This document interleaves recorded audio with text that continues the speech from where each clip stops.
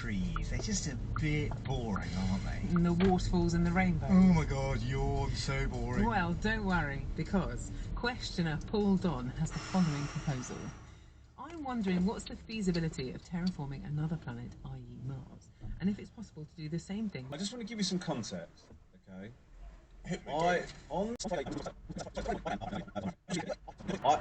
thought of going to the boxing at that stage when I got back from the run felt an impossibility. You know what I mean? I was just like, I'm so battered. But I wanted to go to the boxing. It's a great event, so I got showered up, got ready, and I was on my way. But I was feeling pretty knackered. Natasha Jonas, right? Natasha Jonas, Lauren.